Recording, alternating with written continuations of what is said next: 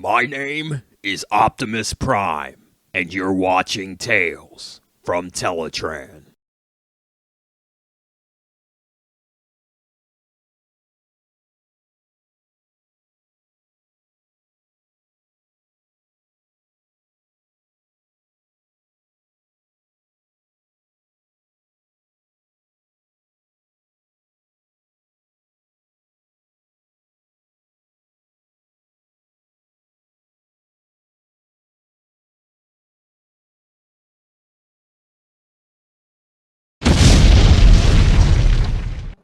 Hey everyone, welcome back to the podcast that rised up out of the grave like the zombies that we are. And no, I don't know what that's supposed to mean.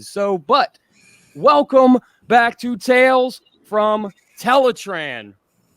Bobby, go ahead and introduce yourself to the world at large. Fair enough. You guys have high energy all of a sudden, man. We turn on now. Get ready. I'm Bobby Skullface. Nice to be here.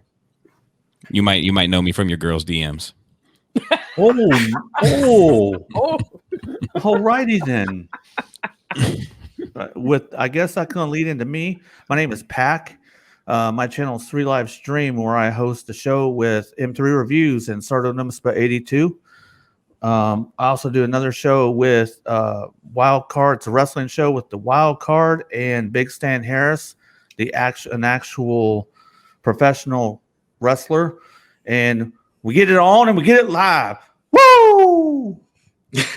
Well, yeah, I'm Danny. You can find me on YouTube, Danny Dolphin, like it's spelled here, or on Instagram, OMG Danny Dolphin. But yeah, YouTube is the safest and most friendliest place to find me. So yes, and where can they find you, Mr. Input? They can find me right here on the YouTubes. They can find me on the Instagrams, and they can find me over on the Reddits. And links to everybody's everything will be down in the description below. You guys know exactly how this breaks down.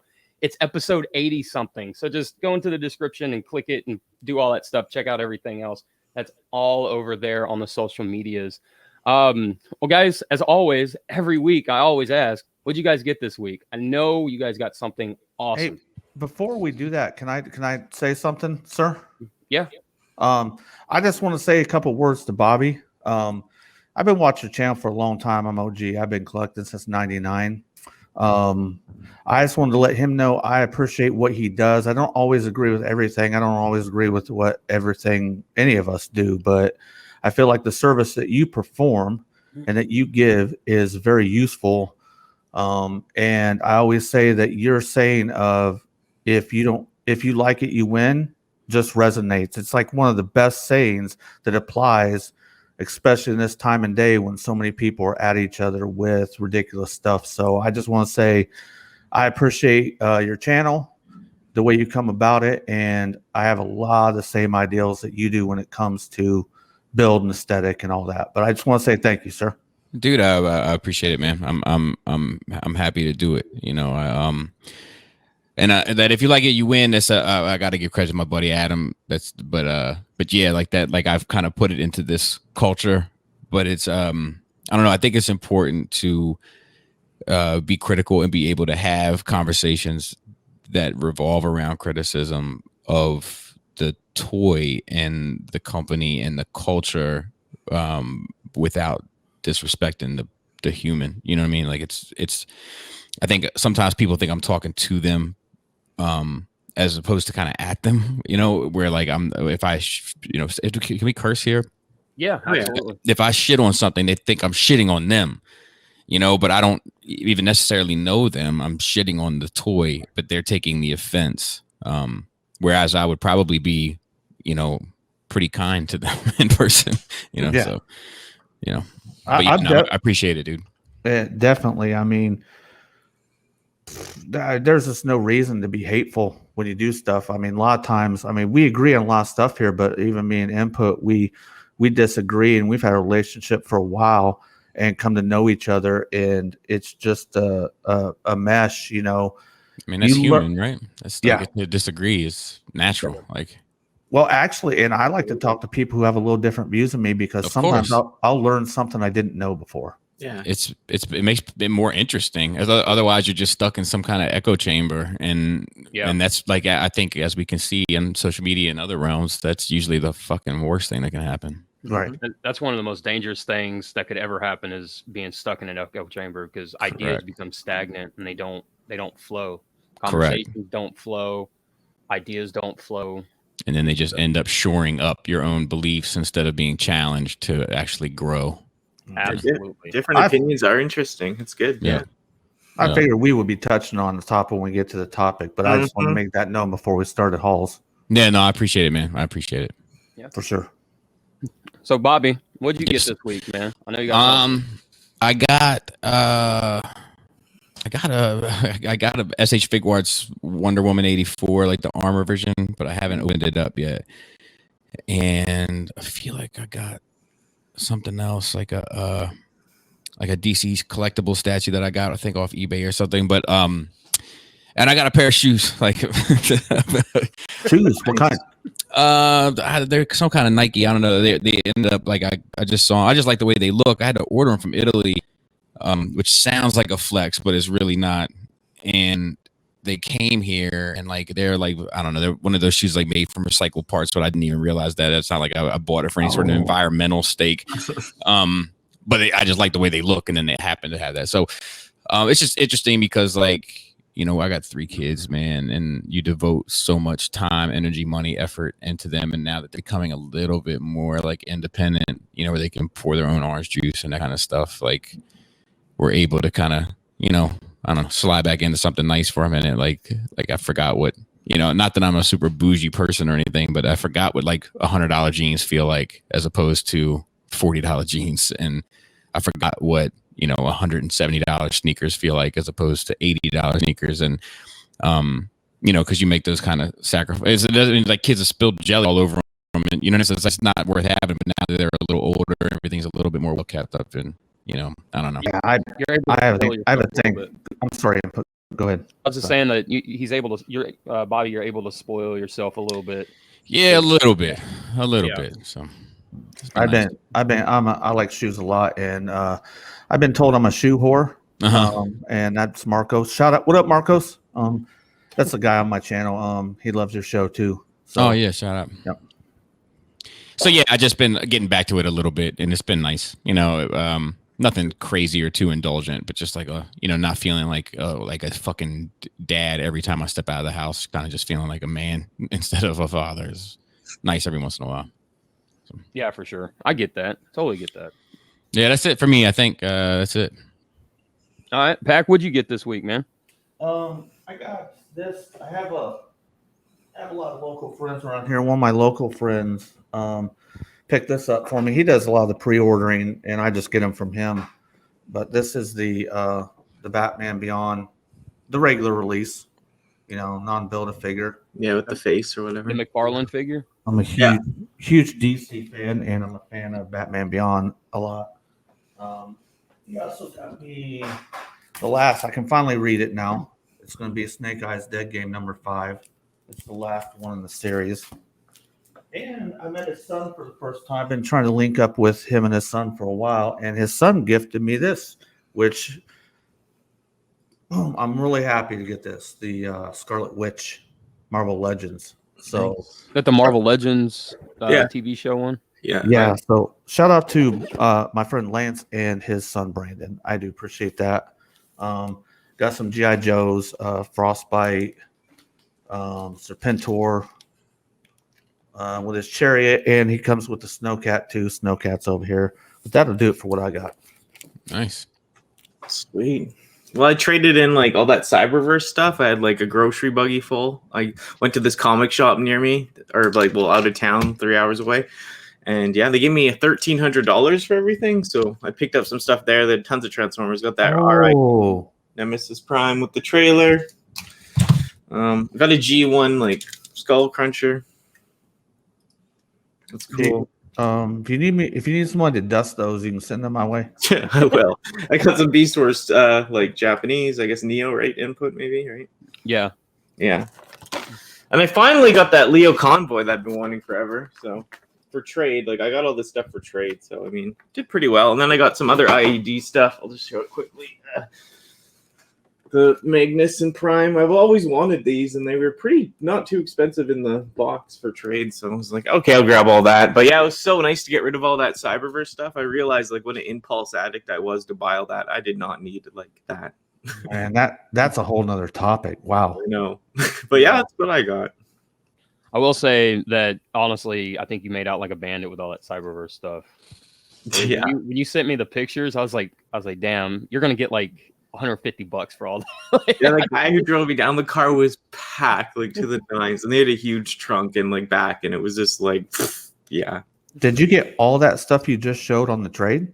Yeah, and I even got more. I got a white Prime, or Ultra Magnus something. Got like a couple other things like that Titans Return 6 shots of Marvel Legends, Star Wars stuff. I still had about $400 credit left, so.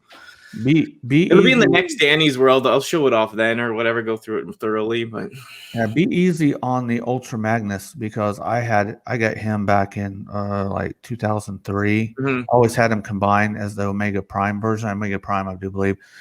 And the white on the Prime isn't what yellows. The gray on Magnus is what yellows. So be very careful with how you store it. Yeah. And the chrome on the Prime's chest will scratch real easily. So, like when hopefully it'll open mind mode. So, just something to look out for. That's all. Yeah, thanks for the tips. Yeah. Well, this week I finally got. Now, this has been on the burner for a while. That KBB Combiner Wars Megatron, the black and purple one. Oh yeah. And he comes with the DX9 upgrade kit, which it's a knockoff of the DX9 kit, but it's the same kit. But I think that makes sense. And I've already started painting him into Mega Zarak for the stop motion series that I'm doing. And then I know I'm super late to the party. I get it. But I finally got the upgrade kits for Titans Return Fortress Maximus. So he's, the feet, the gut guns, the articulated hands, or, more articulated hands. And yeah, that's what I got this week. That's pretty much it, man. And I know I'm forgetting something, but is that grammatically correct? What? When you said articulated hands, more articulated. What did you say? More articulated hands. More articulated hands. Oh. Well, the hands are already articulated from Hasbro, but the what is it? The DNA design ones you can spread the fingers. It's individually articulated at each joint on the finger. Stuff like that. So DNA makes good kits in my opinion. So that's hot. Yeah. Yeah, I agree. think I have their Metroplex feet. Is that possible? Did they make feet? I think so. Yeah. Okay, I have those. Oh, what do you think about those? They're fine. I mean, they do the trick. That it was stupid for that thing to not have any kind of ankle rocker on it, But it instead of it looking like it just came off a production line, it actually looks like it's standing in some sort of natural kind of pose now. So did the job. Right. That's how I feel about the feet for the Fort Max and the Grand Max and stuff. It's the same because it's the same deal, right? Right. Yeah. There's no reason. I agree. There's no reason for it not to have the ability to have some kind of A stance instead of just like this telephone pole going up and down. So, but yeah. So it sounds like that's what we got this week. Now, there is some news out there this week. I don't know if you guys heard, but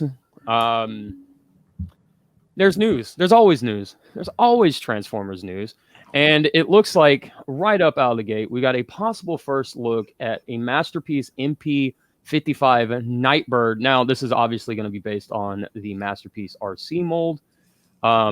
If it is, it does come with, it looks like it comes with her samurai weapons. It looks like these are, I don't know if the RC came with the swords, but those swords are based on the Thrilling 30 figure that had similar looking swords. She comes with her lightsabers and her size, energy blast, guns. Looks like a holster maybe. And it looks like the chest still looks like it still has the grandma boob chest. Just that's the best way I could say it, or that kind of design or something, It looks like they did resculpt it a little bit, but it's still sitting kind of low. It would not surprise me I've seen them do weird. I've seen them do shady stuff. It wouldn't surprise me if they did a fixed chest on that and not have it on the one you wanted. Right? You know what I mean? Well, they did. I know I'm they. gonna guess it's the same.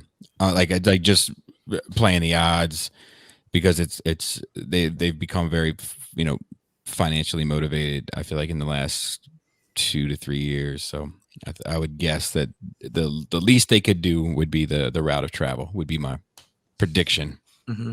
That's fair. Mm-hmm. So new sculpt on that. That's cool. I mean, it's actually a cool. No, has anybody done it before? Like in the math, like a third party? Because it seems like an obvious thing to do if you can do it. I don't think so. No, I think the only thing Nightbird that we've been getting here lately is in the chug scale from Hasbro with their yeah. So I mean, I think it's a good idea. Like it's a lot of people care about that character. It gives them an option. I don't know. I think it's pretty cool. It's not for me necessarily, but I think it's a cool idea. I mean, yeah, absolutely. You got to be into repaints if you're into Transformers. I mean, they've been doing that since day one, since the 80s. So, and it's not like you're ever going to get an original mold of this character because it's just not worth the investment, at an MP level. So, you know what I mean? It's like it won't make its money back. So, yeah, I mean, work with what you got. Or what is the other one? Necessity is the mother of all invention. Like, yeah, I think it's pretty smart. Yeah, it's speaking of that, they've got the red line, which I would think this would be a perfect time to get, like a non-transforming hyper G1 cartoon accurate kind of Nightbird into there. That's fair. So, which I'm really surprised they haven't gone that route yet, because I mean they released that Bumblebee and a few others that were, I don't know, I feel like they missed the mark because they've missed the mark on that so far because they could have had a Nightbird and they could have had an Alpha Trion in that line so far. But. How do you think Super 7 feels? Yeah, right. I know Super 7 ain't too happy about it. So yeah, I mean it would be pretty discouraging if you use that kind of investment for a license that you think is unique to you, and then I'm not that big a fan of Super 7's products anyway. Yeah, but just on a business level, right. Like I think Super 7's criticisms are 100% valid, but like I think if it just like the way they moved shady as shit, like just to allow them to do that and then plot this whole thing either after the fact or in concert and didn't tell them, obviously, because who would pay for the license if Hasbro was going to do the same thing, right? It's another thing out there. Like it's the same type of stuff I think happens in third party. Like if you look at when Toy World faces Heat, right? It's around the same time that they release a movie Optimus, and 3A has a movie Optimus that's also licensed, and that's going to create. It's just follow the money. Like there's some of the answers out there are obvious. Everything seems to be in concert. Like I swear, it's like everybody's talking. Everybody knows what's going on because it's always dominoes. One person starts, and it just. And yeah, some of the new age Magic Square stuff too, like it's like so like in sync with one another. I'm like, what? How the hell? But there's got to be there's cross talk. There's amongst the employees. It just has to be. Yeah, and I would imagine that like designers are like their own little community and talk and share what they're working on with each other, and then that shit. And Takara. There's just talk amongst all of them. Takara knows some things that they're doing too. I agree. It's when you're in a business of any type facet, there's just, and especially nowadays with the social media, internet, you just can't keep anything tight-lipped. Yeah, absolutely not. We got a first look at the a new IDW Wreckers series. Treads and Circuits miniseries announced is going to be a 4-issue starting in October, 4-issue miniseries written by David Marie, I'm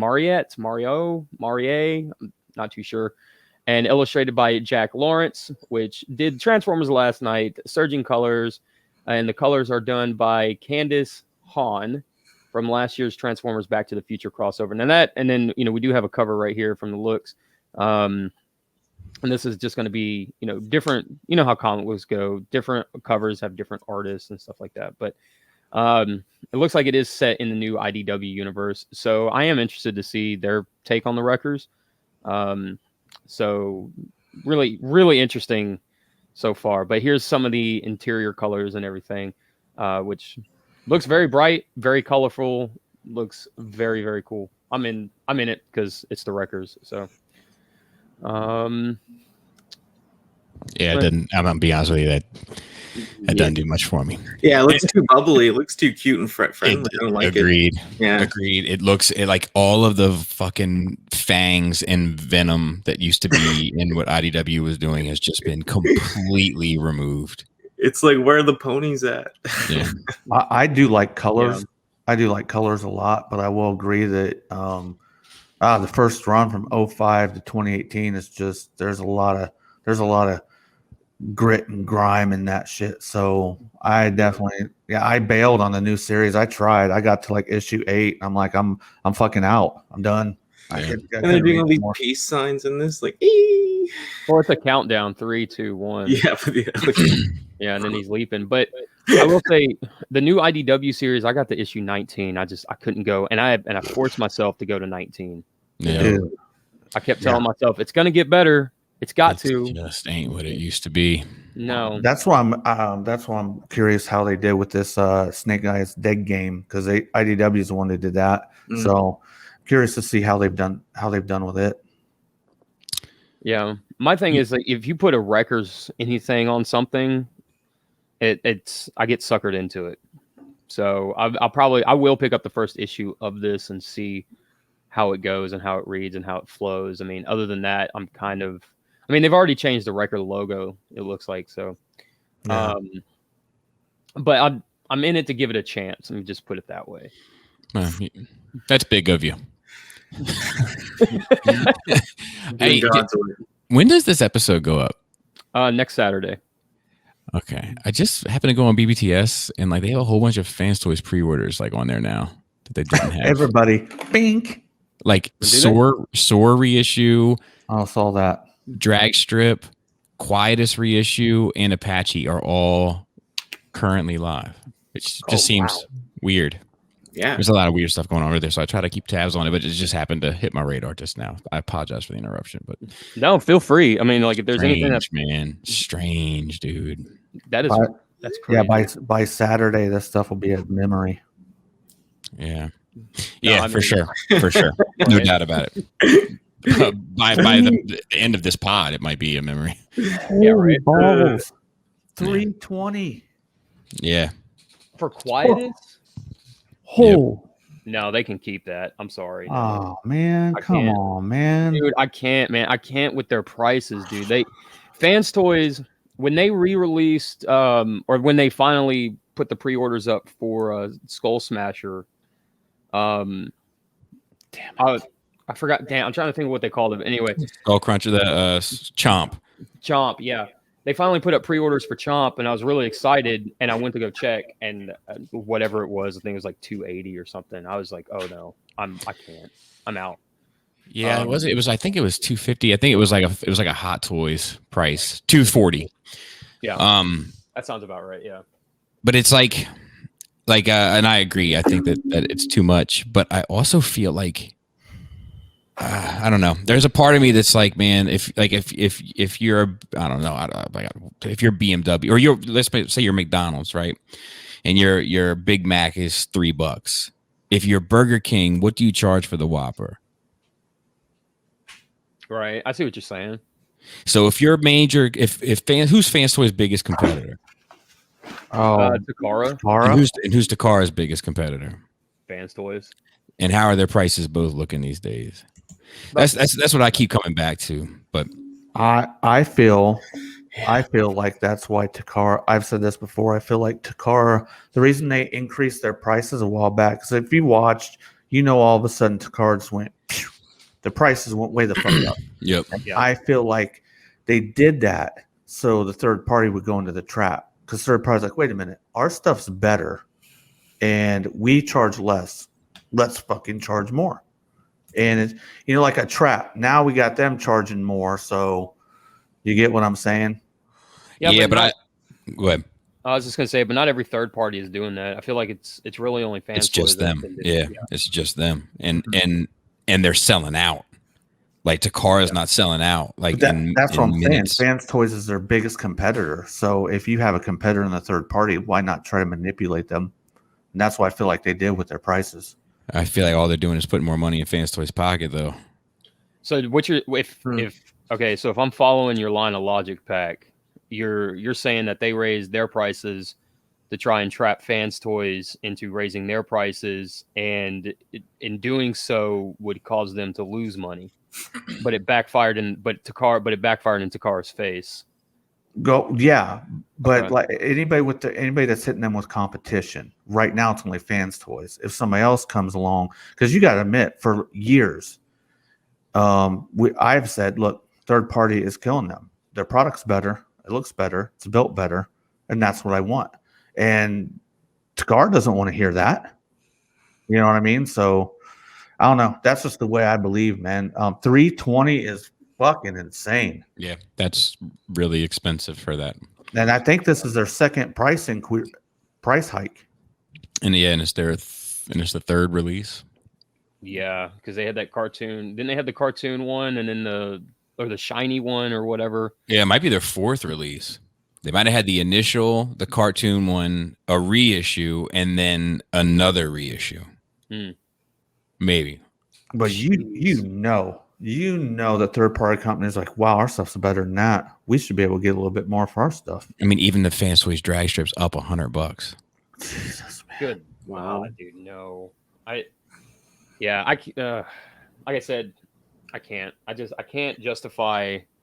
If the figure was originally released at $320, then it's like, in my mind, it's justified. Or maybe it was $300 and now it's like $310 or $320 because, COVID happened, price increases, labor okay, fine, I can understand that. But to go from whatever the original price was, like $250, to jump it up to $320, and honestly, and that's Big Bad Toy Store though, right? It is, but I mean, they'll all be in the same. Like, Big Bad Toy Store is not going to overcharge, and you know what I mean. Like they'll all be comparable. Because that's what they do. If you see this stuff, anytime this stuff happens, one of the big three will drop a price, and then the other two follow suit within $5, $5 to $10. Right, but what I was getting at is that if that's Big Bad Toy Store's prices, and that's going to be TF Source and the rest of them, but who's to say that that's not Big Bad Toy Store going, hey, everyone, look at Skull Smasher sold out, this sold out, this sold out, this sold out. We can get $150 on this figure instead of our normal $100 if we sell it for $380 or $340. Well, I think so. To be fair, I was made privy. To the price of a product one time of Fans Toys that people definitely complained about the retail cost. Understandably so, and the markup was not like extreme.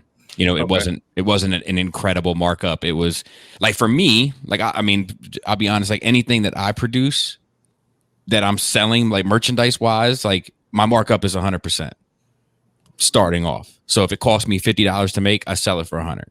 Right. I can tell you that this was less than that. Okay. And most, like, they say, like, I don't know if you like listen to any like these business people talk, like they say that, like, you're not even supposed to like count on 100%. You're supposed to count on 200%. You know what I mean? Because you're supposed to say, like, okay, if I made this, I need the money back to recoup that, plus the money to buy the next one, and then everything else on top of that is profit. Like, not to get too far in the woods, but like it was far less than that. It wasn't even 100%. So like it's in Fans Toys is not telling them to set a price either, to my understanding. Like, they're not saying, there's no MSRP. Do you know what I mean? They're just like, look, this is what it costs for you to buy these per case or per unit, depending on the size of the retailer.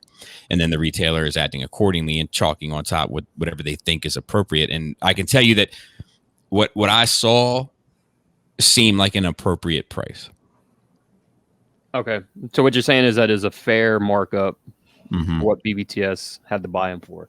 Okay. From what I saw, the one time I saw it. Okay. And I'm not saying that when it wasn't BBTS, but it was one of the big three. Fair enough. Yeah, I said BBTS because I was using them as an example. Yeah. So, but it was interesting. No, honestly, that sounds interesting. Like, in all honesty, Yeah. that sounds like some emails or whatever that, like, I would like to sink my teeth into just to take a look at, because one of my hobbies is, like business structure and just basically like following the dollar of where all these companies get their money from and how it's distributed, and like if a company goes under, why did it go under, stuff like that. Like, it's a huge interest of mine just to kind of see where the money trail, why they're successful, how they're successful, why they failed, how they failed, and just do that. So yeah, I don't know. I think 320 is an awful lot, man. But I mean, I guarantee you they're just looking at eBay and saying like, oh, they're going for 400 on eBay. Cool. 320. Lucky you. You get it for $80 off. Yeah.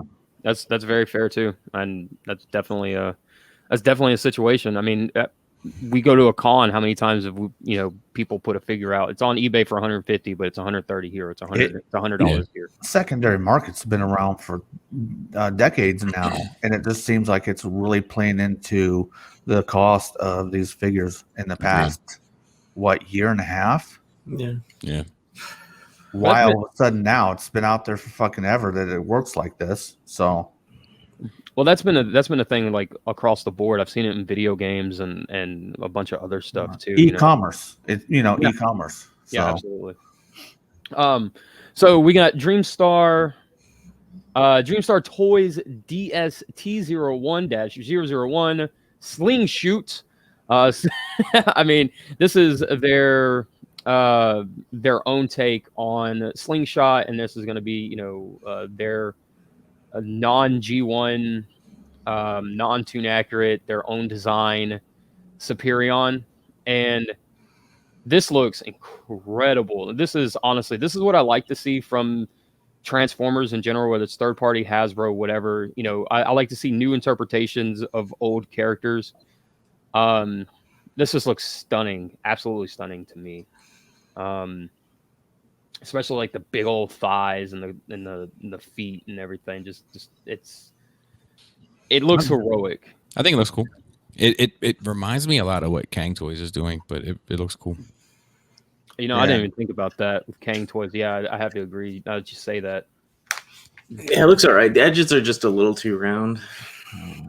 You said the engine? Shut up, Watch. No one wants to hear you. Damn.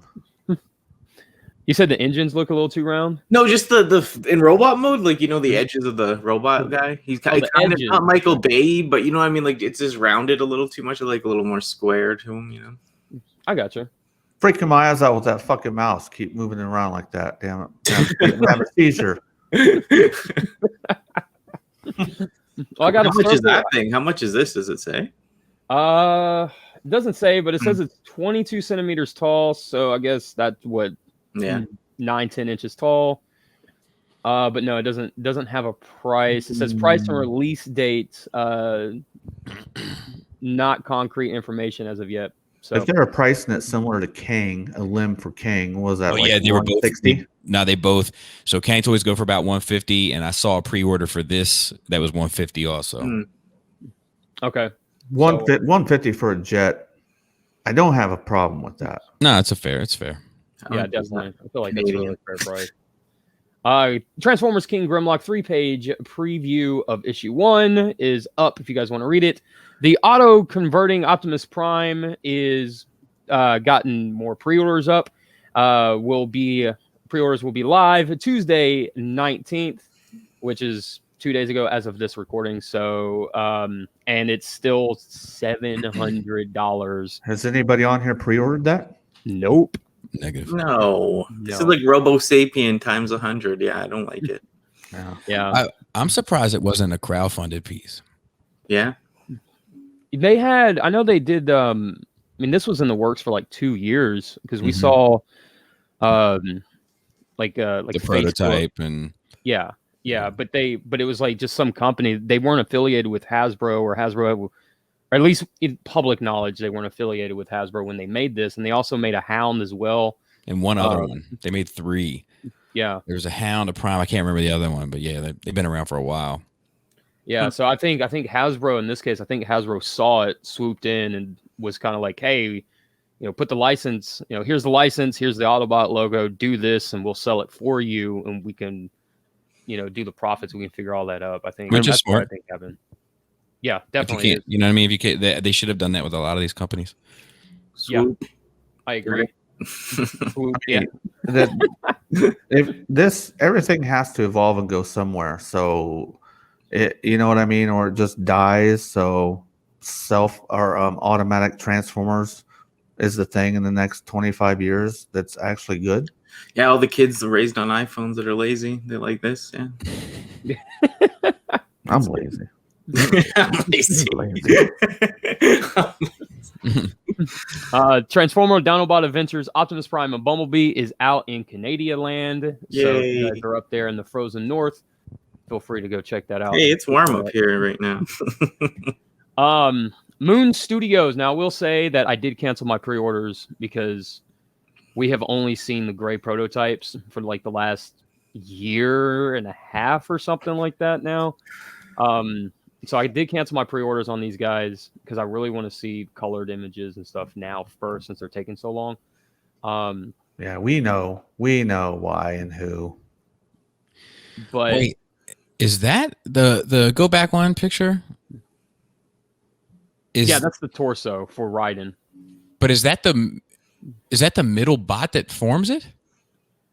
These two form the two bots form the torso. Oh, I'm out. I'm out. I have all these. It'll be hard to make that sturdy, I think. I have all these pre-ordered, but I figured it was just going to go with the kind of typical Zeta design. The pants former. Yeah, I don't want this. They've always been created for parts forming, and if I got to have a better combiner because it's got parts forming, I'm down with that. I cannot stand to buy something and spend my money and it won't fucking stand and it's floppy. That drives me absolutely nuts. So parts forming to make that right, I'm good with it. Yeah, that's what I mean, they've killed the fucking combiners that they've done. So like, I'm a little disappointed to see that. Yeah, and it says right here, it says, we also have a look at their retrospective upper and lower torso modes showing off their detail in the head of the combiner. So yeah, these two combine for the torso. So it's scary, man. I might still give it a chance. I don't know, but it's scary. Yeah, because honestly, if it's not done the way that Toy World did Constructor, then the torso area, I could totally see that, like, this top section starting to lean forward. Oh yeah, the more connections you have, especially with that size and weight, you get problems. It's a $600 gamble. Wow. Yeah. Negative. I'm not gambling with $600.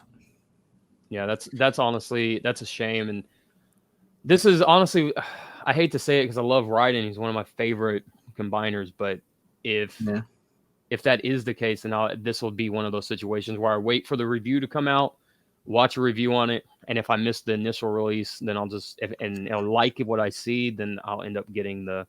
And Takara has one too, don't they? Though. Yeah, that's what I'm going to ask. Has Takara how they're going to do their torso? Well, that's been the rumor, but they showed that. So the rumor for Takara is like they were going to do that G1 reissue because they were at that train show in Tokyo. And that never came about, but they had one complete in box and whatever that they were showing off. And then they had the G1 out of the box showing that off. And then they had brand new artwork made up of Raiden on this giant banner behind the little glass case that they had him in. And that's been the rumor for the longest time now, but there's other than that, we talked about that like a year ago now, that's the only news of a Takara Raiden. And that's not even 100%. So sorry about that, Danny. I interrupted you. No. I just couldn't remember if we ever heard it or if it was official or too many bots, so little time. But yeah, that's But yeah, that connecting, that'll just be weak. Hey, if it connects like that. Yeah, absolutely. And like I said, if they did it like Toy World did their constructor, their Devastator, Mm-hmm. then it shouldn't be an issue. But if they don't do it like that, like if they have just like things that kind of wrap around and clip in, and you got to pinch this down and clip that on to do this, and just make it this giant convoluted kind of mess, then it's not really worth it. That's it. That's a Zeta Bruticus and Superion will operate the same way. They have the Transformers like Toy World. Correct. Yeah. Transformers Collaborative J Balvin Cross Transformers in-hand images. I think this looks freaking cool. It, as of 2 days ago, when I ordered mine, it was still on the network platform for $70 plus shipping. The figure does ship in October. This is a pre-order kind of thing where you're paying up front for the pre-order, but I have no idea who this guy is. I just honestly like the way the Soundwave looked and figured my life wasn't complete without this in it. So is it the deco that you like? Explain to me why this is cool. I like the way the deco. I like the way it looks. Okay. I like the yellow. I like the vibrantness of it. And input you're in. There's a lot of G2 looking colors too. Correct? Yeah, absolutely. And I love, and I've said this before, like I love Transformers that have like this off the wall kind of look, and basically when they take something and they make it completely gaudy and completely left field, like this automatically had my attention. And so like I said, I don't know who Jay Borden or whatever he is. I think he's a singer songwriter or something like that. Spanish or something. Yeah, but I just think it looks cool. And this, honestly, I love the tape deck mode with the smiley face down here and stuff. It's reminds so me cool. of Prime Soundwave when he on his visor he displays a smiley face and then shuts down. Now, if you guys don't know, this figure is based off the G1 Soundwave reissue from Walmart about a year or two ago. So it does still have the hollow, I guess, forearm hand section right there, but it does have the re-engineered cassette tape deck section. And Hasbro Takara, they re-engineered that to make it stronger because the original G1 figure would always break at the hinge, and the hinge was real weak and stuff. So it is the redesigned mold. So that's a good thing, I guess. I would think so. Yeah, I just don't nerd this way, man. I don't get it. Like I'm happy for those that do. Don't get me wrong, but I just like I feel like I'm looking at a couch that's upside down or something. Like I don't know how to use this. I gotcha. Like it doesn't have a spot in your collection, right? Or even or like it does. That is also true, but like I don't understand it. It's like I'm looking at like something alien. Like it's not headcanon. Yeah, it's not. It's just like I don't know, like a can of soda where the bottom is missing, and they tell you to fill it up. Like I don't understand. I don't understand it. I got you. Let's see. We got Transformers artist. I'm not even going to try it. Livio. We could just say Livio. We're first name basis. It's fine. Okay. There you go. I'm not gonna lie, man. I thought you had the last name on lock. I think it's Ramadelli, but like he's a very cool dude. You met him? Yeah, because he's often been at like an Artist Alley here or there at TF Cons in the past, and I've had the pleasure of working a table near him and meeting him. And cool dude, cool and talented dude. He's kind of probably most known for his Transformer stuff, but if you ever get bored, Google his name and Empire Strikes Back. He did this picture of Vader and like the AT-AT ground assault. That's fucking awesome. Has he worked on the new Star Wars books?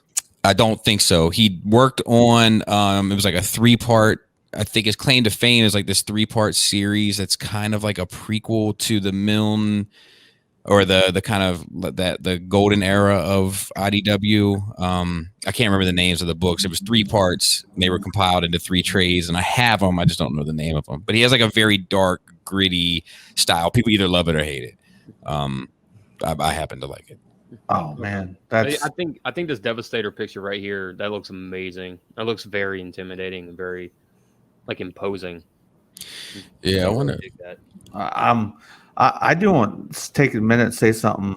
I'm always impressed with people who can work with their hands. As everybody knows, I've worked on cars my whole life, and Input up here, he does great work with customs. Really impressive. And when I watch your channel, Bobby, I see that you draw, and I'm very impressed with people who can articulate and have that trait as well. Yeah, well, I appreciate. I respect people that work on that mechanical aptitude, because that's definitely something where I falter. I end up. Input also has mechanical ability, so I mean, he's got several trades that There you go.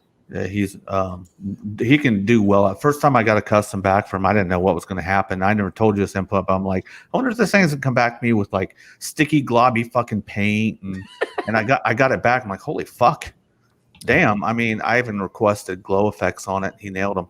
I mean, the whole thing's just awesome. I'm like, when your only tool is a hammer, every job looks like a nail. Like, I'm that guy.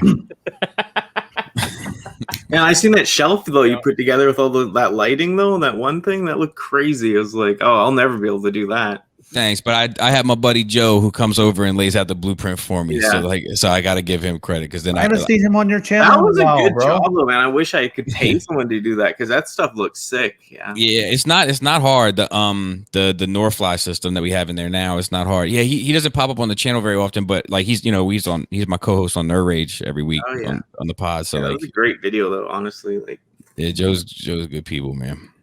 Good dude. Yeah. Well, say his name again, Bobby. I'm sorry. Joe, aka Uncle Dolphin. To be in the presence of other dolphins.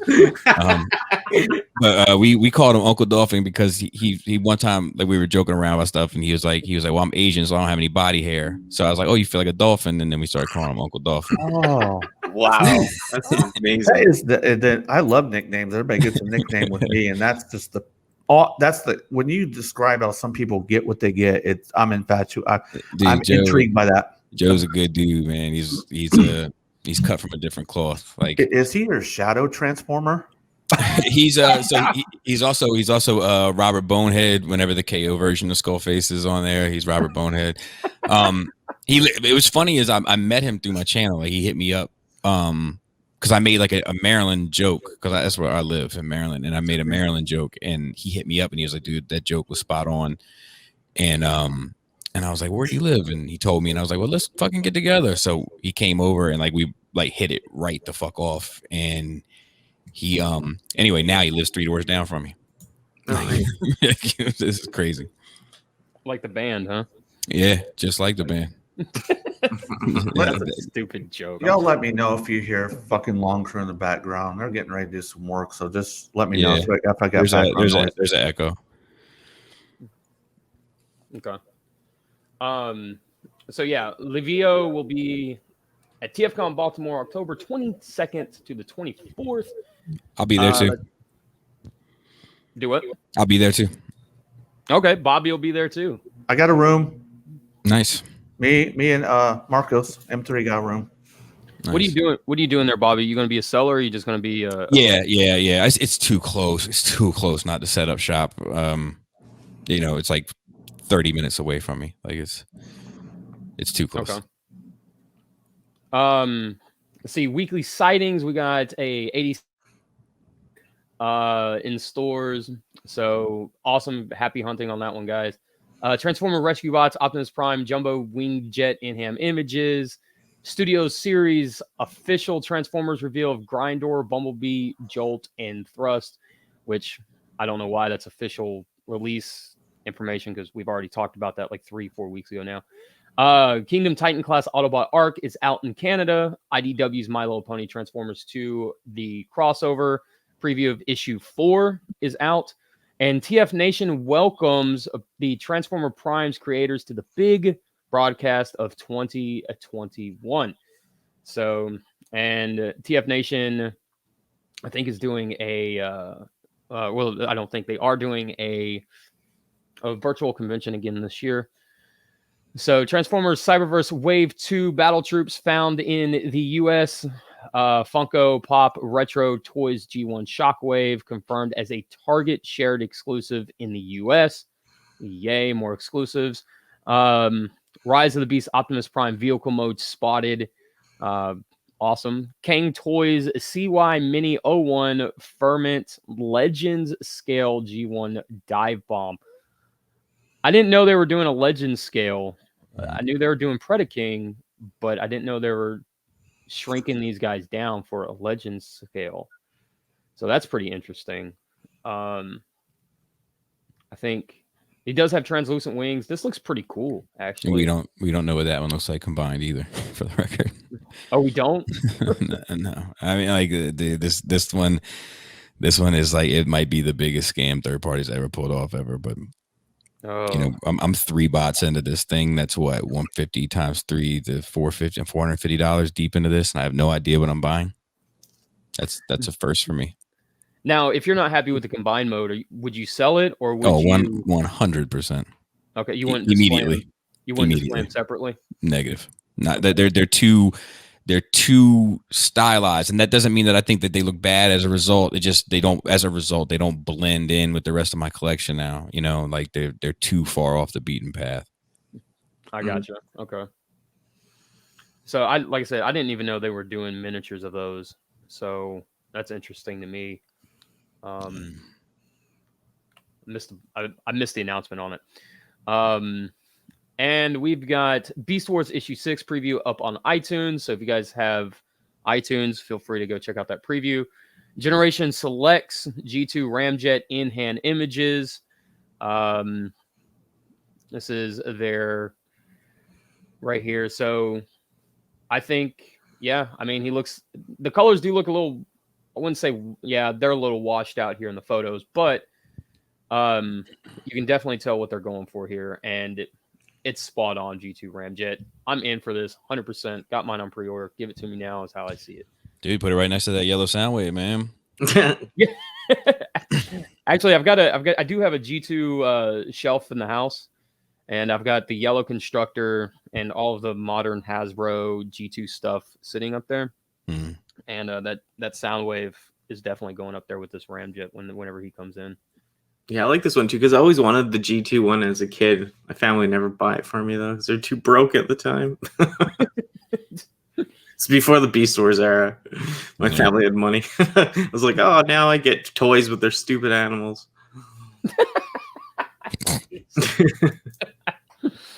So, in-hand images of that, I think it looks really cool, really good. We've got the Flames Toys Kuro Kara Curie Victory Leo Black version. We got this revealed. Now, I know people are saying that this is a Nemesis version of it. That's not necessarily true because eHobby, this is based on eHobby's like little miniature ones that they did. And the storyline for those guys is that it's the real Star Saber, it's the real Victory Leo. They just time traveled back to 1984, joined up with Optimus Prime, and Optimus Prime came up with this idea to have them basically be repainted as Decepticons and infiltrate Megatron's ranks and bring back information. So that's why these guys are black and purple. They're not Nemesis. They're not bad guy versions. They're the exact same G1 Star Saber and Victory Leo. This is the same characters. And there's just mid-flight, so to speak, in this Optimus Prime plan to get information from the Decepticons.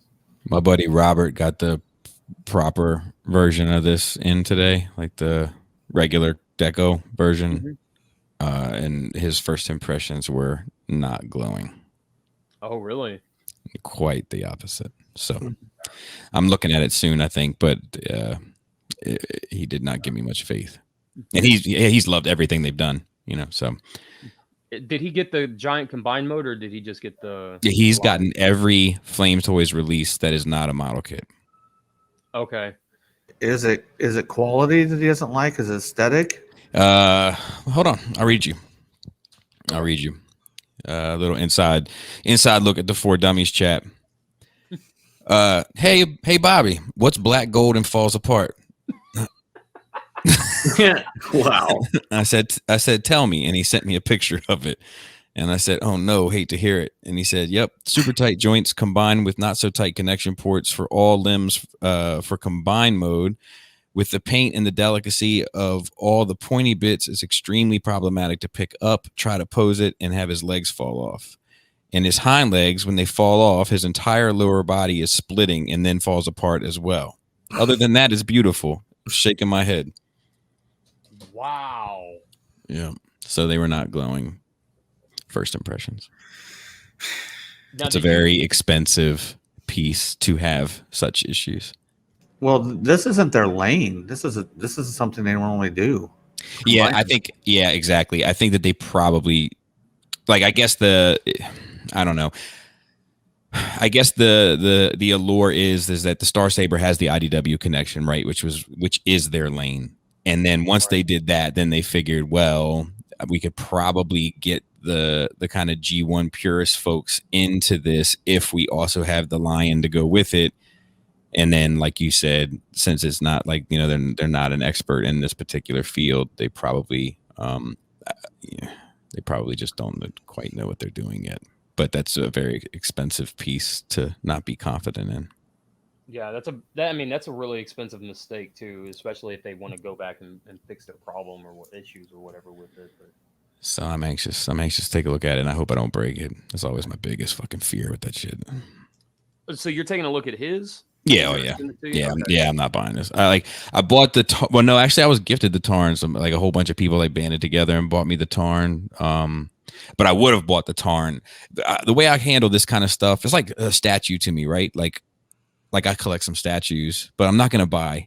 I'm not gonna treat it like the Black Series where I'm gonna get all of them. You know, they're too damn expensive. Like you just like pick the piece that's most meaningful to you and then move on. So like I got the Tarn. If they did a Whirl, I would probably do Whirl. You know, it's just characters that I love from that series that like, you know, like I'm super committed to. I would do, but I'm in no means getting, you know, and I'm not in for the line. I got you. I mean, that's really disappointing to hear that it's not. Ugh. Yes, I agree. TF Nation welcomes Edward Bosco to the big broadcast of 2021. He's a U.S.-based voice actor for Mobile Suit Gundam, Hunter x Hunter, One Punch Man, Boruto, Pokemon, and of course Ultra Magnus, Refractor, and Soundwave in the Netflix War for Cybertron trilogy. So that's awesome. And looks like last bit is the reissues. The Vintage Beast Wars reissues are out in Canada, which Danny Dolphin can confirm. Got him.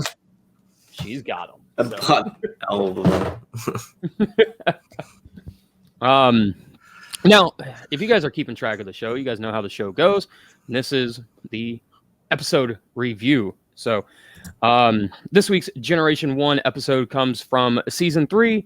If you guys are following along, we are going off the Shout Factory order or the order of episodes from the Shout Factory DVD release. So that's the 25th and the 30th anniversary box sets. And we are looking at Dweller in the Depths from Season 1 or from Season 3, excuse me. And we're at this point, I think we're almost out of Season 3 and almost into Season 4. Not too many episodes left for the G1 cartoon for us to review, but that's conversation for later on down the road. But Dweller of the Depths is, I got to say, the one takeaway in this episode is Galvatron really doesn't give a damn about nobody on his team. He's feeding everybody to these energy vampires that, hold on, I got energy vampires. Yeah, my mom's calling. Give me a second. Well, now it's just you and I. Yeah. How long have you been doing your podcast, though, Bobby? The 4-1 with everyone. Oh, Nerd Rage. I don't know. I think 4 years or so. We just passed. Oh, wow. We just had our 300th episode this year. So somewhere around there. Around there. Crazy, yeah.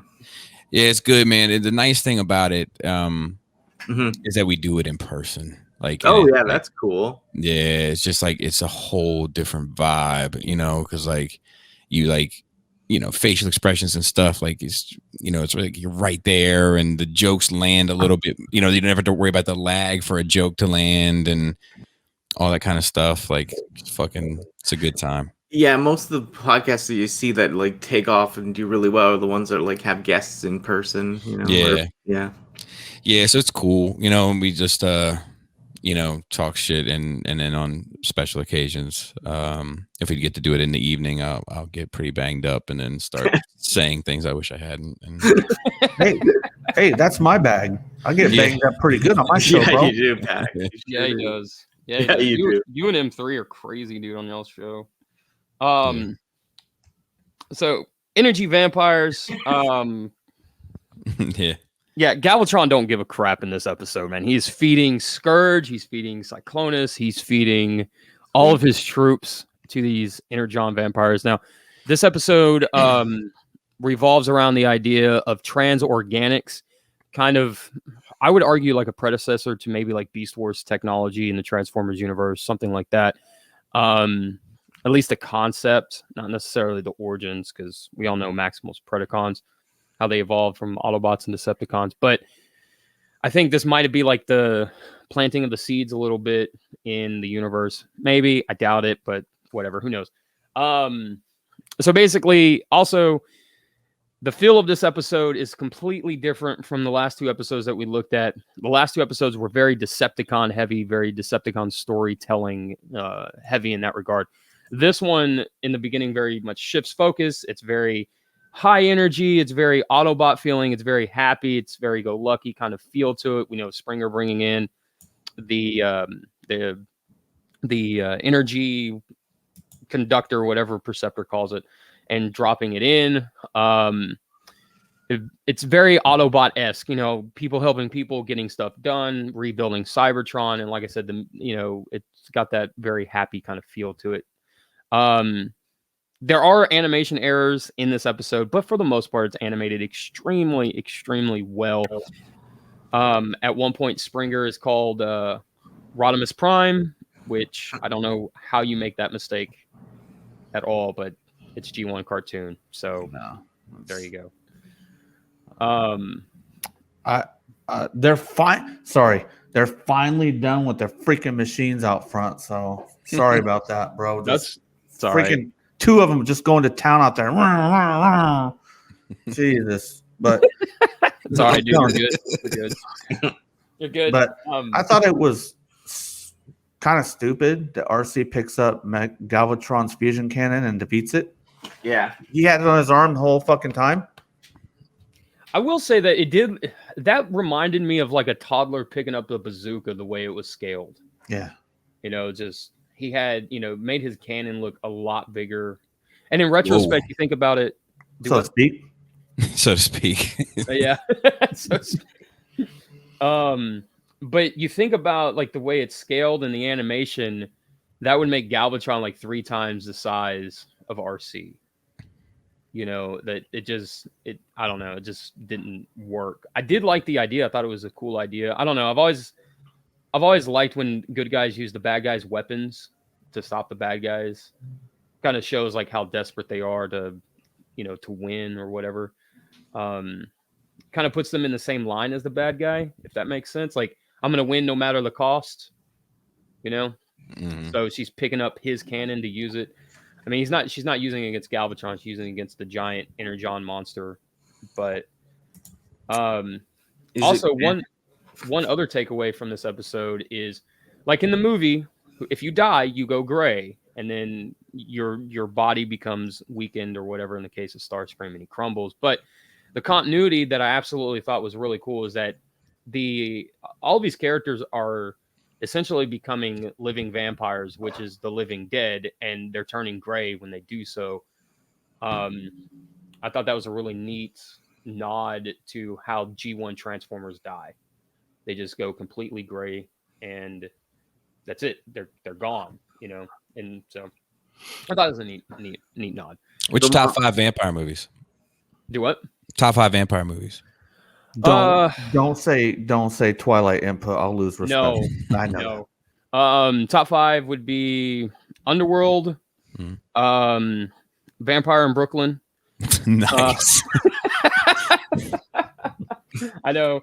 Nosferatu. Let me think. Top.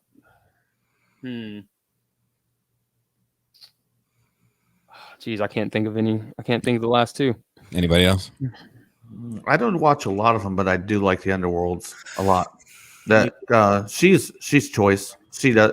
She's probably the reason why I watch them. Beckinsale, Kate Beckinsale, for sure. My wife. Every time we watch one of those movies, she looks at her because they've been doing the Underworld franchise for a while. Forever, Every time, my wife's like, "That bitch don't ever age." Yeah, Underworld I think is my number 4.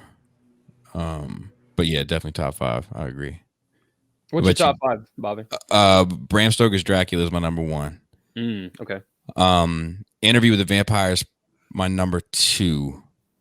My number 3 is 30 Days Night. Oh, that's such a good one, yeah. And then Underworld. And then shit, I forget what my 5th one was. We just had this conversation recently. That's why I asked. I know I put in Once Bitten as an honorable mention. As a Jim Carrey one, yeah. oh, Shadow of the Vampire is my number 5. Have you ever seen that? No, I haven't. So it's a movie based on Nosferatu. So like the people that went to go, it's a movie about the people that go to make the movie Nosferatu, and like the director like finds like a real fucking vampire and films it around him. So like the vampire that's in Nosferatu is like a real vampire that lived in this old village, you know, in the movie. It's kind of like the play on it, if that makes sense. Okay. It's cool. That sounds cool, man. Yeah. What about you, Danny? Do you have any favorites? I'm not like vampires. I don't really watch a lot of vampire movies. The only thing that comes to mind is like Lost Boys and or Lost Boys honorable mention. Dust Till Dawn or something. Dude, like the that. snake scene, Max. Yeah. Dust Till Dawn. My boy, dude, when he's in the RV and he's like, his perception of reality is all fucked up, and he's just sitting there looking at that girl, and he's like, you know, I can do that. What we talked about. I'm like, dude, Quentin Tarantino, man, he's a twisted individual, bro. Right? Yeah. You talk about. He wrote my favorite movie of all time. Take a guess. Let's have a guess. The movie with Mr. Pink, Reservoir Dogs. All right, Danny. I'm trying to think. I don't know. I'll just say any of. I have no idea. Maybe Kill Bill. Input. Pulp Fiction. It's a movie called True Romance. Oh yeah, I love that movie. I've seen this or heard of it. I have that shit tattooed on me. Like nice. I fucking love that movie. I know. I love Christian Slater in that movie. It's so good. Christian Slater is one of my favorite actors for some reason. I like him. The ending of that movie, all in the room. Yep, fantastic. What is the name of that? It's called True Romance. It's a very misleading title in a way. It is romantic. You gave me 2 movies. It is. Check out, man, for sure. Yeah. It's a great pick. Yeah. I'm a big fan. And my first dog was named Alabama after Patricia Arquette in it. Nice. We have like the coaster my drink is sitting on right now is a coaster with a napkin printed on it that says "You're so cool." Like, I love how he always talks to Elvis in the bathroom. He's like, he's fucking insane. Yeah. And actually, the video that I did for the song "Smoke and Mirrors" starts off with like an interpretation of that scene. If you go back and watch it, like I'm obsessed with that movie. Love it. Anyway. Yeah, I'm definitely gonna check that out. I will say, since we're trading off movies, you ever seen Feeling Minnesota? Yeah. Yep. Love that movie. Absolutely love it. Yeah, it's a good one. That guy is nuts, man. I mean, Cameron Diaz is nuts in that movie too, but I mean, she's the good kind of crazy, you know? Cameron Diaz is in this other movie that's like the only movie that I almost had to turn off, not because it was bad, but because I was feeling uncomfortable. What makes you feel uncomfortable, sir? Yeah. That's a fair question. Let me see if I can find it. I think it's either the accountant. No, it's not the accountant. It's the counselor. Let me see. It's called The Counselor.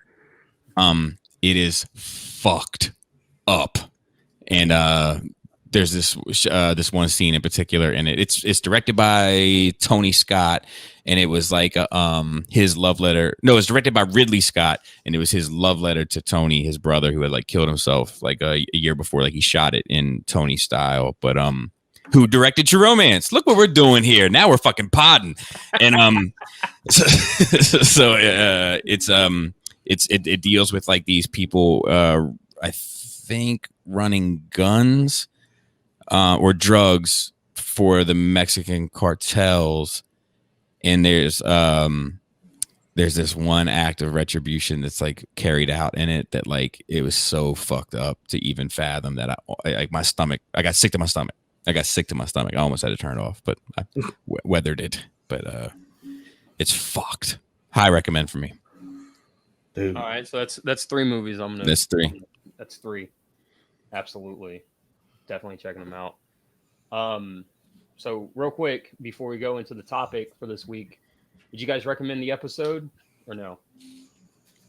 No, I mean a giant fucking worm, 10 times the size of Cybertronian Titans that has a backpack on him that they can't fit. No, negative. Yeah, squid arms. It was ridiculous. I mean, it's like a kaiju monster at the end, but yeah, no, not really worth watching. I mean, it is an easy pass. I think that Transformers kind of exists in a time capsule, like G1, and like with very few exceptions, and there are some, but with very few exceptions, it's kind of like you had to Which be. leads right into the topic. Mm-hmm. You had to see we're potting. You had to kind of live it, and we do that. Me and Input and all the guys I work with, man, we talk about all kinds of stuff, all over the place, and we got all kinds of ideas, movies, commentating. There's just so many things that you can do with the people that you enjoy the time with. Mm-hmm. Yeah, absolutely. I will say I would recommend the episode for the reasons that Danny did not, because it feels like a kaiju movie, and I love kaiju. Yeah, I mean, yeah, it is for that little scene at the end. It is worth seeing once for sure, but like, it's just one of those things. Like, is it in the top recommended for the season? No, I wouldn't say like it's the top episode or anything like that. But I think it's quirky enough to warrant a watch. And and Galvatron, when he says you guys all look the same, how racist that was great. Right, and it's all the Quintessons that actually look different too. But yeah, okay, funny. I am not a fan of Quintessons. I've never liked them, never will. Goofy, weird. So it's hard for me to like an episode they're in, which is most of the episodes, you know. Yeah. So this week's topic, I gotta say, is because of Bobby himself. Now I watched your video on what is it, the 4 Dummies episode that you released 2 or 3 days ago, I think, or a few days ago. Yeah, the Starscream discussion. Yeah. I watched that, and so you guys were talking about somebody in the comment section was saying that he's okay with it not having waist swivel because Starscream never turned at the waist in the cartoon. Mm-hmm. And that immediately brought up a topic, and like in my mind, it just hit me as soon as you guys said that. And so today's topic, or this week's topic, is, are people blinded by toon? And basically what I'm asking is, are people allowing themselves to be taken advantage of by these companies, whether it's third party, first party, KOs? I mean, it doesn't matter. It doesn't matter if it's, Transformers and G.I. Joe in modern day case, because people seem to be clamoring for that Sunbow Deke kind of look. Are people letting themselves be taken advantage because of the aesthetic of the figure? And it doesn't matter the articulation. It doesn't matter what it comes with. It doesn't matter any of this stuff. So are people allowing themselves to be blinded by toon? What do you guys think? I think that in this particular scenario, the toon plays a part in it just because people's nostalgic kind of connections to it. But I think that that guy's comment, his comment got kind of like cherry picked out of it, and then I don't know. I can't even remember who made the comment, but I hope he doesn't feel away because it was just being used as an example. But like it's more about like, I think it's the money. It's the money that blinds you. So like when people spend large amounts of money on something they can't wrap their head around the shortcomings of that thing. They just want, because they want to feel good about their purchase. And I think it takes either a certain type of person to invest large amounts of money into something and then also admit their disappointments with it. Right. And then an even different type of person to be able to kind of outwardly and publicly regret and, say I was wrong or I shouldn't have, and the truth is it's silly because we've all done it. We've all made purchases that we wish we hadn't. And, it's like you win some, you lose some. That's the game. I've seen that happen quite a bit with the mainline, Bobby. So, and the mainline doesn't cost as much. People, you said it best. Like I said, we don't agree with everything, but when you brought up in your video about confirmation bias, people, I don't have my allegiance isn't to companies; it's to my beliefs and my shelf. If you don't make it the way it should be made, especially for the price point, then you go on blast. I don't care if you are the company that made something that I connect to from my childhood. It just doesn't matter, because at the end of the day, we work too hard for our money. Time is more important than money. So I have to spend my time to make the money, and you're wasting it when you give me trash. Yeah. I mean, I understand that. I do want to comment on the mainline thing though, that big money is relative, so I hate sometimes talking about this type of shit because it can. Well, what I'm saying is, it can come off away. But let me making excuses for the main line, which doesn't cost as much as well. So. Correct. I get you. But what I'm saying is that a $30 figure to somebody is a big purchase, right? Where a $200 figure is a big purchase to someone else, whereas to me it's not. But a statue purchase, like a $1,400 purchase, now I'm like, please be okay, or take it to even the Kang toys, right? So $450. I'm not good with math. I was in the resource room at school. So $450, another 50 to 5, $600, and then another one $750, and then another one would be $900. So $900 for the whole set. Now that's a huge investment for me, but I don't necessarily have that problem of being able to say I spend big money on shit all the time, where I'm like, nope, this is dumb, or this shouldn't have been like this, or whatever. But I think that's another set where a lot of people could possibly have to have that come to God moment and say fuck, I invested, I trusted this company with 900 of my dollars, and it's not what I want, or it doesn't function the way I want it to. But I think that Starscream at, I don't know how much, two something, whatever it was, that figure raises a more interesting question of, at the end of the day, what's the top priority, and aesthetics versus build, quality of build, I think end up becoming the two. I think that those two things trump articulation, they trump accessories, they trump the transformation, they trump the alt mode, they trump everything.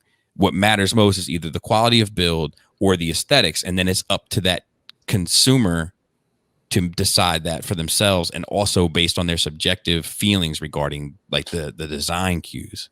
So that I think is kind of the interesting takeaway of that figure at the discussion point wise, when all the smoke is cleared. But sometimes I think the smoke will never fucking clear on this thing. But yeah. Didn't you just say those figures dropped? I'm sure that we all monitor a lot for products to drop. The Vans toy stuff that you were talking about earlier, didn't that just drop? What just dropped? Like the Cyclonus, the Quietus? Yeah, as far as I know, that's the first I've seen it. I've been checking on there recently because I think that Hoist pre-order is going to go up soon. So I've been checking pretty consistently, but I didn't check much. It's funny. It's funny because the Starscream come out. We all know that there's a lot of issues, and it's just so you can just see that they're competing. You see it now, and now they're like, well, our Quietus puts your Starscream to shame. Boom.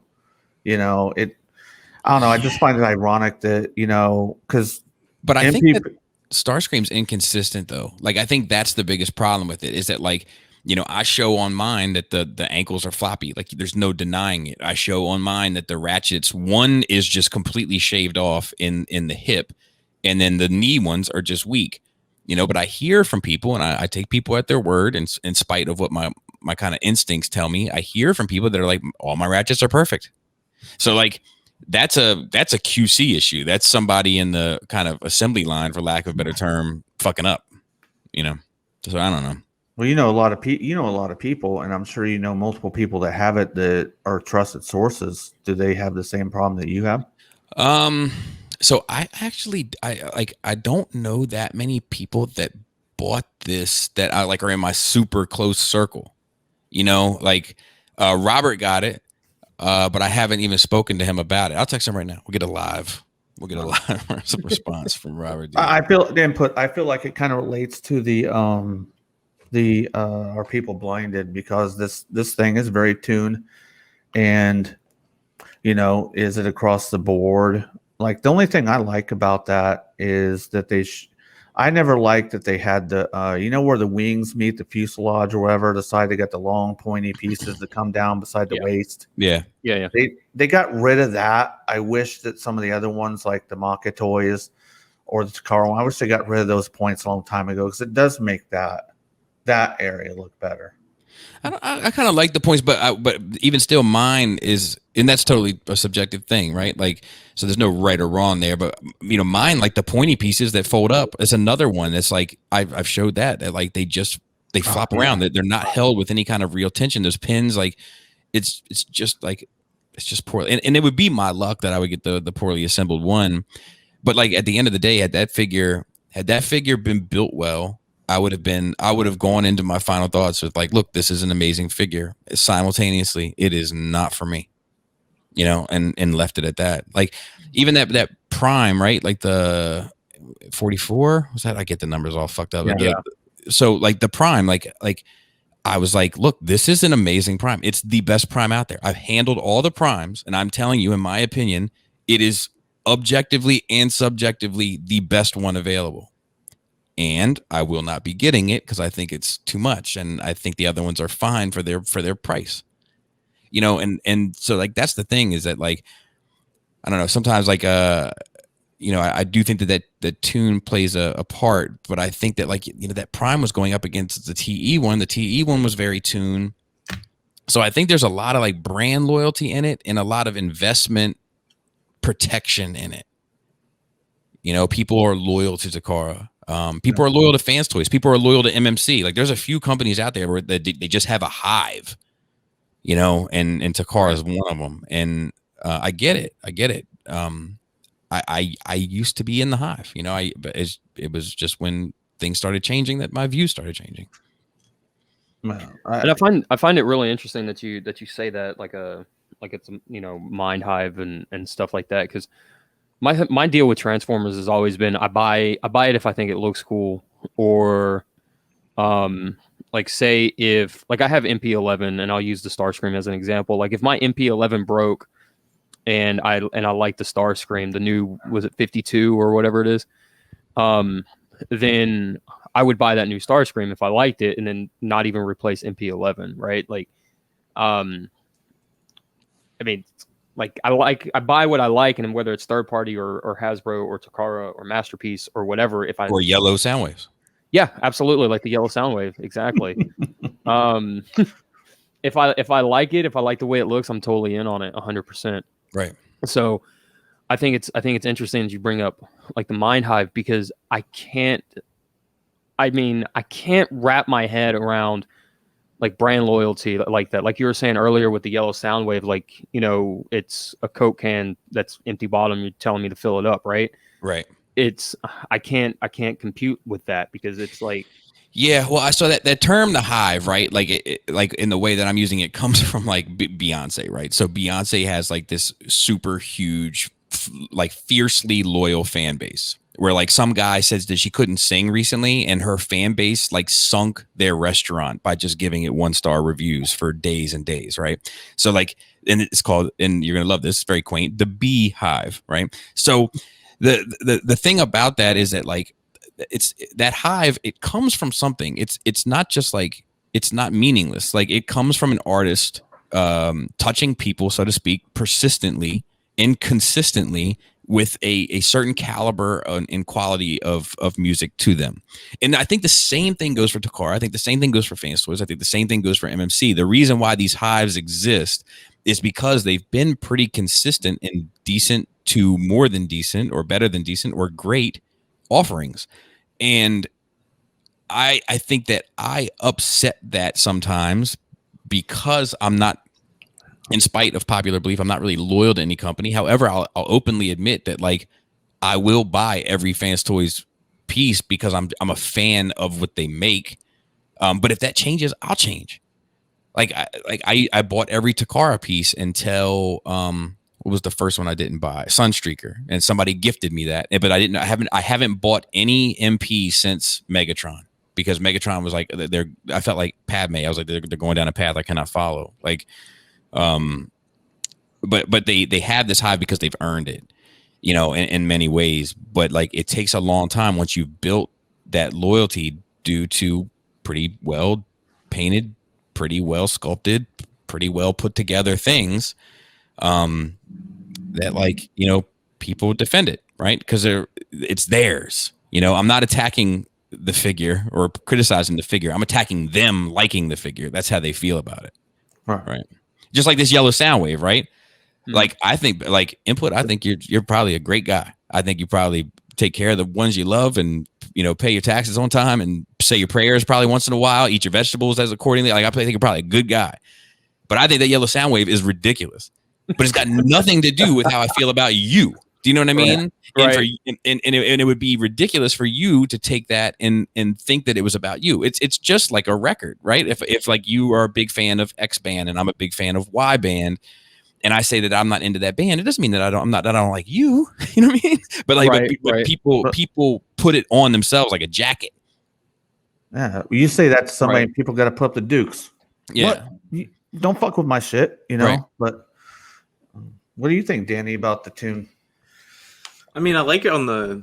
I like what they're doing with the Beast Wars masterpiece, because it's cool to see those figures in like it kind of look like the show. So I'm in for that. But yeah, I don't really care. I just buy what I like, and then I buy things I hate, and I actually enjoy them and hold them up. And, you know, I'll be at a store and be like, "This shit sucks," and there's 3 in my cart. So I mean, I don't know what that is. It's addiction, but yeah, but I see the argument. I like it all. It's very interesting. But yeah, I hate what you're saying about people, like, because back in the day, man, like people had like more like whatever to them. Like you could insult what they liked and they were chill with it. You know what I mean? Like, of course I'm not going to like, or we're not going to have the same opinions. That's what's great about it. I don't know why that got lost in the last little while. I don't know why people became, like you said, where does a jacket? They're so overly offended. Oh my God, they don't have the same opinion about the Rodimus. I'm like, you know, who cares? And I think that I mean, I hate to say it, but I mean, I think that the internet plays a big part in that. Like, you know, when I was just getting involved in all this, I've argued with people on the internet about a ton of shit that I would never think to argue about now, you know? And to be fair, a lot of those arguments that I had on the internet, I've had with strangers in person and never argued at all. Just a friendly conversation and debate and exchange of ideas, you know, but it's easy to make somebody that you don't know, that you're not sitting across from, that you don't recognize their humanity, you're only seeing like the words or hearing the words or what have you, to like kind of like, you know, make them unreal in some way, and think that they're like, that they don't operate the same way as you, or and then you can speak to them any kind of way. And like, I don't know. I don't live my life that way. Like I stand on what I say. And Input, me and you talk a lot about that, though. The effects that social media is having on the behavior of humanity. You know, right? God, dude. It's like, I don't think we're ready for it. I think it's actually like, I think it'll be one of those things that they teach like my great grandkids, that like, here was a huge mistake that this generation made, and because they just weren't prepared for it, and as a result, like my fucking. Like, and it's not fair because my dad doesn't do it. But I know people that are my dad's age that argue politics on Facebook, and it's like what the hell are you doing? Like, you got no business doing it. Like it's just like, like, I don't know, man. Not every shoe fits every foot. Not everything is meant for everybody, and like I think it's supposed to be this networking, right? Networking is connecting with people. And I think in many ways that while it can do that, I've met some of the greatest people in my life currently from this shit. A guy lives 3 doors down from me from this shit. Right. In the same way, it can cause huge divides in people, man, if they're not being cognizant of it. And I think the internet, how that plays a bigger role is like, for politics, people, Facebook, not to get on a side tangent with any of this stuff, but the ads and the political ads and all this other stuff on Facebook and Instagram or whatever, like when people put their own beliefs out there that you completely disagree with, and when it comes to like religion and politics out there, and you kind of have like this idea of how this person is or how he may be or how she may be or whatever, and then they say they voted for XYZ and you hate XYZ and you think it's a complete disaster and they voted for it, then that kind of makes your brain shift on that person going, okay, screw them, right? That's how they feel. So it kind of brings up this shield, right? And so while you're on social media, that shield, you're bringing it up on anything and everything that you're in, whether it's a Transformers group, a toy group, a comic group, should water be blue or should it be green? No, you're stupid if it's not green, like it's right. It comes up. And the other aspect. Let me piggyback on that for just a second. Yeah. I think that's a good analogy because like the truth is that sometimes it's blue and sometimes it's green. And guess what? Sometimes it's blue green. Sometimes it's green blue. But like I think that's one of the things that those sorts of like digital discussions don't allow for is nuance, and they don't allow for the gray area, and they don't allow for the compromise. You're either on this gang or you're in fucking this gang. You pick your rag and you go to work. Yeah, absolutely. And that's what I was getting to is that in text form, text is really hard to see, hard to read if someone's angry. Oh yeah, for sure. Upset, right. That's what I can't stand. Yeah. So when you have that shield up and it's a defensive shield, you look at whatever it is you're reading and it comes off angry when the person may have not meant it that way or whatever, because that shield's up. I just spoke about this. I'm sorry. Hey, I keep cutting you off. I just spoke about this recently because I have this great example of this is that like there's this dude in my life, Raul, right? He handles Nerd Rage's Instagram account. He sends me birthday gifts. Like he's eating at my house, this dude is a friend. I was one night, which I won't get into the details of, at a TF con. Like I was gonna fight for this dude. Like this dude is a friend, right? Patreon supporter, et cetera, et cetera. Like I can't say enough about him, right? Sometimes he will leave comments on shit where I think he's after me. Like, dude, this guy's got a fucking bone to pick with me. And I had to remind myself, like, no, this is your friend. He runs the fucking Instagram for your podcast. He sends you fucking birthday gifts. You're not reading this right. Yeah. Well, how many times have we looked at a text message or something and handed it over to somebody else and be like, hey, read this and tell me if I'm overreacting or whatever. Right? I'm going to say this. And anybody knows me knows this. LOL is one of the most dangerous fucking words there is. If you ever go back and you look at any of my messages, Danny, input, whoever, I never fucking use that term ever. Because it's turned into people using it for whatever the fuck they want, and then being like later, "Oh, I didn't mean that." It's their get out of jail free card. Nah, but that's garbage. Right? I mean, if you want to go to jail or you want to get into it with somebody, just talk with them about it. I mean, I just hate that shade. I don't ever use it. I feel like it's like it like my wife sometimes will be like, like how you doing, and I'll say fine, and I'll put a period on it and send it to her. And she'd be like, "Oh, what's wrong?" I'm like, I'm fine. So how you put a period on it though is different when you say fine with a period. It's like no, I'm just finished with the thought. I hit spacebar twice by accident. It could have been anything, right? But you know what I mean? It's like that type of shit. It's like I've gotten phone calls from my girlfriend after a text message. I send her a text message like that, and then, what's wrong? yeah. Nothing. I mean, like, Yeah, I started to get I get irritated. Like I'm irritated now because I'm wasting time talking about something that I thought we already got to the bottom of. How am I? I'm fine. yeah, right, exactly, right. And then you get the message or the response back. Well, you don't have to be an asshole about it or whatever. Yeah. I do try to promote that as much as I can. You watch my shows, I'm on with anybody. Don't lose your fucking humanity. Okay. That's what the world is trying to do. It's trying to strip you of your humanity. Everything you need to see a lot of times in somebody's face. Okay. And I'm trying to be something different and use the teachings that I've learned. And I didn't always have those. The older I get, the more mature, the more I learn. So, like on my channel, I do have a couple rules: no politics, no religion, and just be respectful.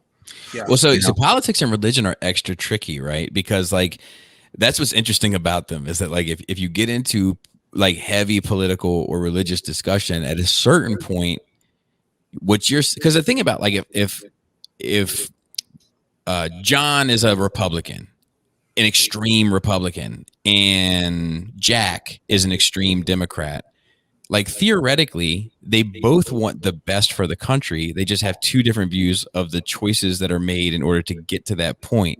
But as the conversation elevates and escalates, at one point, one or the other is going to have to make some sort of argument toward the other that suggests that their point of view will be responsible for the detriment of something. So like you end up not only attacking like a person's viewpoint, but their kind of way of life. And the same thing goes for religion. And that's when that shit gets tricky. It's an interesting conversation. Like the old school people, like my dad and them, like, yeah, you don't talk politics, you don't talk religion. Like, it's just like, maybe we need to get back to that. Oh, yeah. Like maybe we talk about that shit too much and we should just get back to like the old timers where they just like, it was impolite. Yeah, exactly. Yeah. It wasn't polite before. Exactly. Well, I think bring that up. Yeah. I think they figured it out in the sense that like that cost you friends, that cost you family, that cost you everything that's supposed to be held dear, right? Just on one thought process. I mean, like I said earlier, you voted for him, or you voted for that bill, or you voted for that, or you go to XYZ church and I'm a Mormon and you're a Baptist or whatever. Like that automatically causes the rift, no matter what, and you don't want to lose that friendship or that relationship or whatever, right? Yeah, and you already know, especially if it's like if you have a personal relationship with them, like you already know they're good people. You know what I mean? So it's like, right. No, excuse me, but know your audience. Okay, yeah, that's a big one. That's a big one. Don't engage with somebody you don't know shit about. Okay, you're just fucking looking for like, okay, Bobby, I don't know you. Okay, you don't know me. Okay. Correct. I have a sense of what you do in the community, which is amazing. Okay. That's what we all try to emulate, is just be good in the community. And we have a really good one here, created by people like Input, Cato, Marcos. I name drop people sometimes because I think it's very important. The people that do well get the recognition that they deserve. So know your audience. And how many times have me and you, Input, had religious discussions and politic discussions off air? I won't say quite a bit, but I mean, but we know each other and we know we can have that open discussion with each other. Right. Yeah. I think the saying is, what is it? It's better to keep your mouth shut instead of open it and prove them right, or prove that person right, or whatever. Right. And I say that because I think a lot of people, they just talk to kind of hear themselves talk. They don't think about the recourse. They don't think about the repercussions of it or anything else.